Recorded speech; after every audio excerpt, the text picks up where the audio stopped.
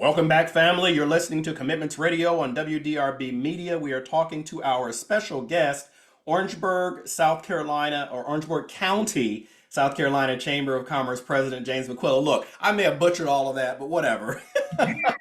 He is down in Orangeburg making it happen, y'all. And he recently announced his run that he's running for mayor of the city, which is a nonpartisan election. And I'm glad you brought that out. Thank you for sharing that. But the name of our Commitments radio show today is called Something New. And it's called Something New, N period, E period, W period, because that's tied into to Mr. McQuilla's actual campaign. So, James, can you share with the listeners, what does new stand for? Well, number one, the NEW stands for, the N is new leadership. Okay. The E is economic development. Okay. And the W is working together. Okay. All right. All right. I like that. So new leadership, economic development, and working together is what is new. So having that, because clearly there was a reason why you came up with that acronym. So James, can you talk for a moment about the top three issues facing Orangeburg and how you plan to address them? Sure. In my mind, and based on what I've heard Hmm. from folks around town, Hmm. kind of synthesizing all that together, it comes out to um, jobs, Hmm. and I mean good quality jobs Hmm. that pay a livable wage, Hmm. um, reducing crime, Hmm. both violent and property crimes, Hmm. and then housing. Hmm. Okay, so um, if you think about those three with jobs, Hmm. we are a city Hmm. that has some retail Hmm. jobs, which aren't very high paying. Yeah. We have a lot of your, restaurant type service jobs. Hmm. Again, they are not the type of wage that can sustain Hmm. um, living independently, Okay. right? Okay. Hmm. Alone. And then um, with crime, and I think the two go hand in hand. When you don't have very good jobs, you do have a lot of crime. Yeah. When you offer great opportunities Hmm. to make money legally, Hmm. that reduces the crime in your area. Okay. Okay, so a big platform of mine will be to find those great jobs, both the 21st century jobs, as I like to call them, Hmm. as well as the skilled labor jobs that right now pay unbelievably well.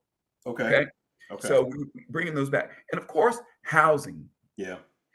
We have a serious um, shortage Hmm. in affordable housing in Hmm. Orangeburg. Okay. Well, both affordable and just housing in general. Okay. We need more apartments. Hmm. We could use some condominiums. Hmm. We need more stick-built homes Hmm.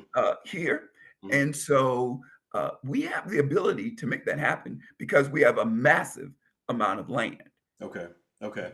I think it's interesting because one of the things that you specifically called out, even in your platform and some of the things that you're talking about now, with regards to jobs, and then even necessarily housing, and then how that ties over to crime as well, comes back to economic development. Yes. You've been the president of the Orangeburg County Chamber of Commerce. So what's your strategy for economic development and attracting new business to Orangeburg? So fortunately, as I like to tell people, I lived 55 years Hmm. before coming to Orangeburg. Hmm. Okay. And throughout that time, I've developed relationships all over South Carolina Hmm. and across the nation in different industries. Okay, I'm You know, sorry. I just need to correct you really quickly. And globally, and because globally. because a You're right. lot that you've done globally, I have always admired, and I've always tried to grab your coattails and try to come with you to some of those places, but globally as well. No, you're exactly right. In fact, one of the things that we're going to do is become a sister city with Mm. Accra in Africa. Okay. Okay. Okay, so I have some relationships in Ghana, and Yeah. Accra being the capital city, and Kumasi also. So we've been in discussions about that because I want that connection to be made. Okay. Okay, and to grow.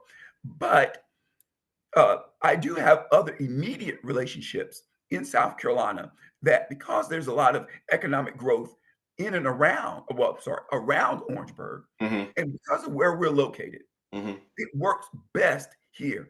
Mm-hmm. Number one, we're the second largest county in the state of South Carolina by land mass, Okay. but, but we're the lar- but we have the most available space. Wow. Okay, Okay. we have the largest water source in the entire state. We have a 100,000 acre lake, freshwater lake. Okay, Okay. everyone knows you need water for manufacturing. Sure. We also have the two very well traveled interstates that Mm-hmm. run through Orangeburg: Mm-hmm. Interstate 95, Interstate 26. Okay. We're situated between the capital city and Charleston, South Carolina, which has the largest amount of tourism. Okay. Okay. We have a railroad with Mm-hmm. two different railroad companies traveling directly through Orangeburg. Mm-hmm. And we sit in the heart, the center of the state. Okay. We are definitely primed for growth. And I forgot to even mention this part. We have two universities in the city: Okay. Claflin University, which is a top 10 HBCU and Mm-hmm. the number one HBCU in the state of South Carolina, Mm-hmm. and South Carolina State, which is the largest HBCU in the Mm-hmm. state of South Carolina. Okay. We also have a very large technical school. Okay. See, so if you know economic development, everything that I just mentioned, you would be going, oh my gosh, Yeah. oh my gosh. Yeah. They have it there already. Okay. So what we have to do really is promote the fact that all Mm-hmm. these things are here and Mm-hmm. that we are willing and ready to work with um, entrepreneurs and industry leaders about coming to Orangeburg and growing their companies. So James, we only have about 20 seconds, and if you can answer this in 20 seconds, why hasn't it been done? Because all those things have been there for a while. Why hasn't it been done? I think it centers around the fact that the leadership and the vision hasn't been here to make that happen. Mm, You've had leaders and you've had folks who were planners, but hmm. not visionaries. They didn't have the relationships, and I think that's what I bring to the table that hasn't been in charge here. All right. All right. Well, listen, we're going to take our final break, and when we come back, we'll continue our discussion with James McQuilla. You're listening to Commitments Radio on WDRB Media. We will be right back after this quick break.